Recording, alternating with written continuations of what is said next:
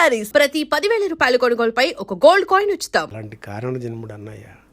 ఆయన వల్ల ఎన్ని కోట్ల మందికి, లక్షల మందికి సహాయాలు, సహకారాలు, మానసికంగా ఏది తన నటనతో, తన యొక్క ఫైట్స్తో, డ్యాన్స్తో ఆ జన్మ తీసుకున్నది అందుకు. ఈ రకంగా మానవతా సహాయాలు, నేత్రదానాలు, అమ్మ మరి కరోనా టైంలో చేసినవి, ఆక్సిజన్ సిలిండర్స్, ఇవే అవ్వా ఒకటి అనడానికి ఏది ఎప్పుడు అవసరమో అప్పుడు ఆ బోళా శంకరెడ్డికి తెలుసమ్మా, చేసుకుంటూ పోతారమ్మా ఆయన. అసలు ఈ రోజుల్లో సెలబ్రిటీస్ ఎలా ఉంటున్నారు, సినిమా స్టార్స్ పిల్లలు ఎలా ఉంటున్నారు. ఇక్కడ రామ్ చరణ్ గురించి కూడా మనం చాలా గొప్పగా చెప్పుకోవాలండి. ఎందుకంటే తండ్రి దగ్గర నుంచి యాక్టింగ్ స్కిల్స్ నేర్చుకున్నాడు, సేవా భావాన్ని అలవర్చుకున్నాడు. అసలు ఎంత ఒబీడియంట్గా ఉంటాడో. సరే, ఆయనంటే ఆ ఇంటి అబ్బాయి, కానీ ఆ ఇంటికి వచ్చిన ఉపాసన కూడా ముందు నుంచి కూడా ఆమెకి సేవా గుణం చాలా ఎక్కువ. అయితే వాళ్ళిద్దరి దగ్గర నుంచి కూడా మీకు ఇంత సాయం అందింది. పైగా అన్స్టాపబుల్లో ఆ రోజు రామ్ చరణ్ని కలవగానే ఆయన వచ్చేసి మిమ్మల్ని గట్టిగా హగ్ చేసుకున్నారు. ఎందుకంటే బాలకృష్ణ గారు చెప్పే వరకు కూడా సర్ప్రైజింగ్ గెస్ట్ ఒకరు వస్తున్నారు, మీ బ్లడ్ బ్యాగ్ నుంచి, మీ నుంచి సాయం పొందిన వాళ్ళు అనేది ఆయనకి అప్పటికే తెలియదు. ఏమనిపించింది ఒకేసారి రామ్ చరణ్ వచ్చేసి మిమ్మల్ని హగ్ చేసుకొని స్టేజ్ మీద మిమ్మల్ని మీరు చెప్తున్నది వింటుంటే? గుండె నిండిపోయిందమ్మా.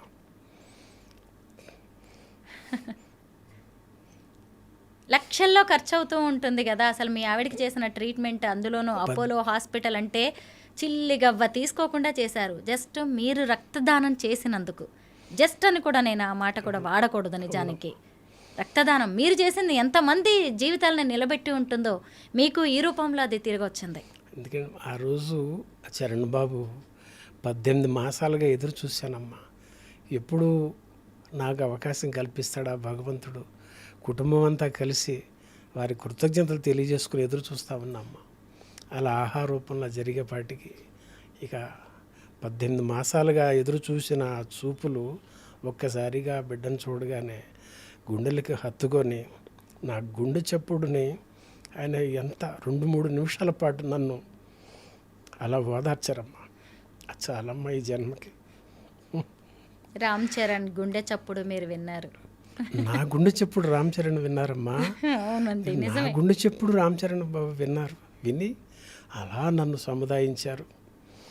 మరి ట్రీట్మెంట్ జరుగుతున్నప్పుడు అపోలో హాస్పిటల్ అందరూ కూడా 17 రోజుల పాటు ఉన్నామమ్మా. అప్పటికీ ఆమెకి ప్రాణం నిలబడింది. ఆ 17 రోజుల పాటు ఎలా జరిగిందంటే మాకు ట్రీట్మెంటు వారి బంధువులు అనుకుంటున్నారమ్మా. హాస్పిటల్లో ఉపాసన గారు బంధువులు, చరణ్ బాబు బంధువులు అనుకుంటా. ఎందుకంటే ఏదో దూరపు చుట్టరిగాలు ఉంటాయి కదమ్మా, ఆర్థికంగా ఇబ్బందులు, అలాంటి భావంతో ఎంతో ఆత్మీయంగా చూసుకున్నారమ్మా. బాలకృష్ణ గారు కూడా ఎంతో గొప్పగా మిమ్మల్ని స్వాగతించారు స్టేజ్ మీదకి. ఆయన తరఫున అన్స్టాపబుల్ నుంచి కూడా ₹1,00,000, అలాగే ఇంకొంత ₹50,000, ₹1,50,000 ఆర్థిక సాయం చేశారు. అవునమ్మా. ఆ ఇన్విటేషన్ నుంచి వెళ్ళగానే ఆయనకి కరచాలనం చేసుకున్నాను. ఇక చరణ్ బాబుతో ఆ అనుభూతి పంచుకున్నప్పుడు అదంతా దగ్గర నుంచి గమనించిన బాలకృష్ణ గారు ఆనంద భాష్పాలు అని ఆయన తరహాలో ఒక ఆత్మీయంగా పలకరించి అది బయటికి చెప్పారమ్మ. ఆనంద భాష్పాలు అంటే దుఃఖం కాదు, ఏడవట్లేదనే విషయాన్ని, ఆ కృతజ్ఞతని నేను భావాన్ని కన్నీరు రూపంలో వచ్చిందంటానికి ఆనంద భాష్పాలు అని బాలకృష్ణ గారు అంటాం. నన్ను ఓదార్చడం, ఒక బ్రదర్లాగా ఆ చేయి పట్టుకోవడం, భుజం మీద చేయి వేయటం ఎంతో లవ్లీగా. నాకు పొడిబారింది, మాట రాలా. ఆ టైంలో గబుక్కుని ఒక వాటర్ తెప్పించి అది వారి చేతితో నాకు ఇవ్వటం, ఇంకేంటాం. అలాంటి సోల్మేట్స్తో ఆ కార్యక్రమంలో వీడికి అదృష్టం. అదంతా అరుణాచలుడు రమణుల అనుగ్రహం అమ్మ. శంకర్ గారు, మీరు ఒక సీనియర్ నటులు, ఇప్పటి వరకు ఏ సినిమాల్లో యాక్ట్ చేశారు? అంటే ఏవేవో చేసుకొచ్చానమ్మా. ఫస్ట్ భీమిలి కబడ్డీ జట్టు అని అదొకటి చేశాను, అదొక ఫాదర్ క్యారెక్టర్ అది. తర్వాత ఒక national award winner Nandi Narasimha అని, ఆయన ఒక 2 సినిమాలు, లజ్జా అని ఒక మూవీ, బుడ్డారెడ్డిపల్లి బ్రేకింగ్ న్యూస్ అని ఒక మూవీ, వాటిలో చేయించారు. ఆ తర్వాత ఇంకా చెప్పుకునేంతగా ఏమీ లేక తర్వాత మదరు, కూతురు ఇవన్నీ జరిగి మళ్ళా నేను నారప్పతో ఇక్కడికి 2021 వచ్చినట్టు అయిందమ్మా. అక్కడి నుంచి నాకు దసరా అని శ్రీకాంత్ వదిలి గారు నానిగారి హీరోగా అందులో క్యారెక్టర్ పెట్టారు, 4 సీన్స్ చేయించారు. అది జనంలోకి వెళ్ళింది. ఈ ఇండస్ట్రీ డైరెక్షన్ డిపార్ట్మెంట్స్ అందరికీ తెలియటం, దాంతో కాల్స్ రావటం. అలాగే విశ్వక్సేన్ హీరోగా డెబ్యూ డైరెక్టర్ విద్యాధర్ గారు గామి మూవీ చేశారమ్మా. దానిలో కూడా విశ్వక్సేన్ చిన్నప్పుడు లేడీ గెటప్తో ఉండడంతో తనని సేవ్ చేసే తాత క్యారెక్టర్గా చేయించారు. అది కూడా జనంలోకి వెళ్ళింది. ఆ తర్వాత ఇప్పుడు మిస్టర్ రెడ్డి అని ఒక మూవీ చేస్తాను, డబ్బింగ్ కూడా చెప్పేశా. దేవకట్ట గారు మన ప్రస్థానం మూవీ, రిపబ్లిక్ మూవీస్, ఆటో సూర్య ఇట్లాంటివి చేసిన దేవకట్ట గారు మన వెబ్ సిరీస్ ఒకటి చేశారమ్మా, రాయలసీమ బ్యాక్డ్రాప్లో. దానిలో ఒక మెయిన్ లీడ్ పెట్టి ఫ్యాక్షనిస్ట్గా చేయించారు. అది టెలికాస్ట్ అయితే మన డబ్బింగ్ లాస్ట్ ఆగస్ట్లో చెప్పడం జరిగిందమ్మా. అప్పుడు దేవకట్ట గారు అన్నారు, ఇది మీ కెరీర్కి యాడ్ అవుతుందండి అని. మరి అంతటి ఆయన నుంచి ఆ మాట వస్తే అదొక ప్రశంసే కదమ్మా. అది అంటే యాక్టింగ్ మీద ఇష్టంతో మీరు హైదరాబాద్ వచ్చారు, మీ భార్య ఏమో చిత్తూరు జిల్లాలో ఉంటారు. అవునమ్మా. మీరు ఒక్కరే ఇక్కడ ఉంటారా? అవునమ్మా. సినిమాల్లో ఇక్కడ యాక్టింగ్ హాస్టల్లో ఉంటుంటాను. ఈ వయసులో హాస్టల్లో ఉంటారా?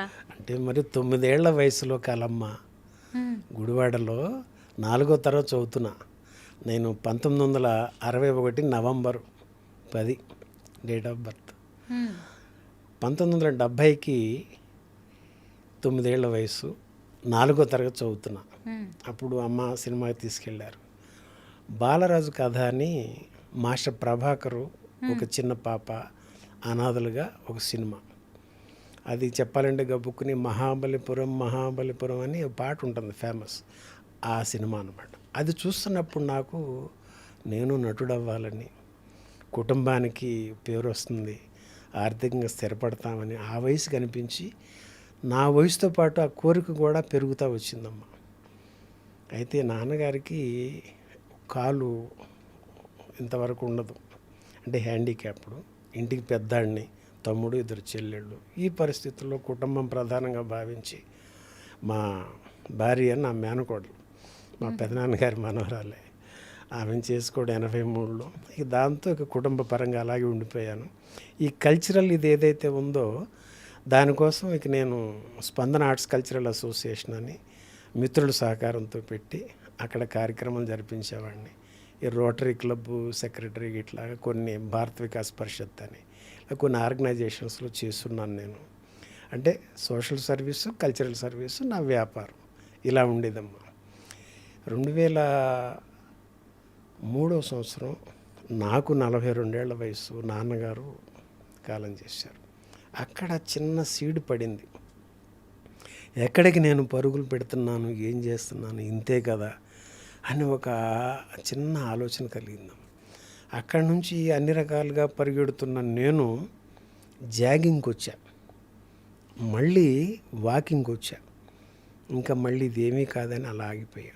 ఈ సందర్భంలో అంతా అక్కడ ఉన్నదంతా కూడా సెటరేట్ చేసుకొని మళ్ళా ఈ దేహాన్ని ఇచ్చిన, ఈ రూపాన్ని ఇచ్చిన భగవంతుడికి మళ్ళా ఒక నటుడిగా అప్పుడు కోరిక మిగిలిపోయింది కదా అని, ఇది పెట్టుబడి లేని పని, భగవంతుడు ఇచ్చినది, దైవదత్తం, దానితో జీవితం గడుపుకుందాం, కుటుంబాన్ని పోషించుకుందామని 2009కి వచ్చానమ్మ ఇక్కడికి. అంటే అప్పటికి సుమారుగా మరి 49 ఏళ్ల వయసు. 9 ఏళ్ల వయసులో 49 ఏళ్ళకి ఇక్కడ రావడం, 10 ఏళ్ల పాటు ఏమీ కాల. మళ్ళీ 2014 అమ్మ ఆమె శివేళ కలిసిపోయింది, కూతురు 2018. సరే, అక్కడతో ఇక జీవితం పట్ల పరిపూర్ణమైన సంతృప్తి కలిగి ఇక చాలు, మన లెక్క కాదు దేవుడి లెక్క ఒకటి ఉన్నది అన్న విషయం అర్థమయ్యి, అప్పటి వరకు ఏదో తెలుసు అనుకునే వాళ్ళని నాకేమీ తెలియదు అన్న విషయం తెలిసొచ్చి ఇదంతా కాదు అని నన్ను నేను తెలుసుకునే క్రమంలో అరుణాచల రమణ మహర్షి గురువు తండ్రి నన్ను తీసుకుపోయాడు అక్కడికి. అక్కడ నుంచి మళ్ళీ వీడికి ఏదో చిన్న పెండింగ్ ఉండిపోయింది కదా ఈ పిచ్చాడికి అని 59 ఏళ్ల వయసుకి వెంకటేష్ బాబుతో నారప్పలో కాంబినేషన్ పెట్టారమ్మ. ఇక అప్పటి నుంచి మళ్ళీ ఇలా జరుగుతుంది. జీవితంలో ఎన్నో ఎత్తుపల్లాలని చూశారు. 60 ఏళ్ల వయసులో మళ్ళీ మీకు మంచి సినిమా అవకాశాలు వచ్చాయి. సంతోషం అండి. అయితే చాలామంది రక్తదానం అంటే భయపడుతూ ఉంటారు. అమ్మో ఎందుకు ఇవ్వాలి, మనం ఇంత కష్టపడి మన శరీరంలోంచి రక్తం ఇవ్వడం ఏంటి అని. ఈరోజు కూడా పెద్దగా అవగాహన ఉండదు, ఉన్నవాళ్ళు కూడా ఇవ్వడానికి ఇష్టపడరు. మీరేం చెప్తారు రక్తదానం గురించి? రక్తదానం అంటే 2 విషయాలు ఉన్నాయమ్మ ఇక్కడ. ఆ రక్తం లేక చనిపోయే ఎంతోమంది ప్రాణాలను కాపాడటానికి ఈ రక్తం ఉపయోగపడుతుందమ్మా. అలాంటి కార్యక్రమం అన్నయ్య ద్వారా జరుగుతుంది. ఇచ్చే వ్యక్తికి ఆత్మసంతృప్తి మిగులుతుంది, ఇంకొక ప్రాణిని కాపాడిన అనుభూతి దక్కుతుంది. తర్వాత ఇచ్చిన వ్యక్తి ఎవరైతే ఉన్నారో భగవంతుడు మన శరీరంలోనూ కొత్త రక్తాన్ని తయారు చేస్తాడు. అంటే ఆ రక్తం పోగానే మళ్ళీ నీకు కొత్తది వస్తూ ఉంది. సో దాంతో ఏమైంది, ఎప్పటికప్పుడు ఎనర్జీ, ఒక కొత్త ఎనర్జీ వస్తూ ఉంటుంది. ఇది విషయం అమ్మ. కాబట్టి దీన్ని పరిపూర్ణంగా అవగాహన చేసుకున్న వాళ్ళు తన ఆరోగ్యం బాగుంటుందని కానీ ఇంకొకరికి ఉపయోగపడుతున్నాం కానీ అంటే ఉభయత్ర మంచి జరుగుతూ ఉంది. చూసారా? కాబట్టి ఇది రక్తదానం మామూలు విషయం కాదమ్మా. మరి పద్మవిభూషణుడు చిరంజీవి అన్నయ్య తలపెట్టారంటే మామూలు తలపెడతారమ్మా. ఆయన ఎంత ఆలోచించి ఉంటారు.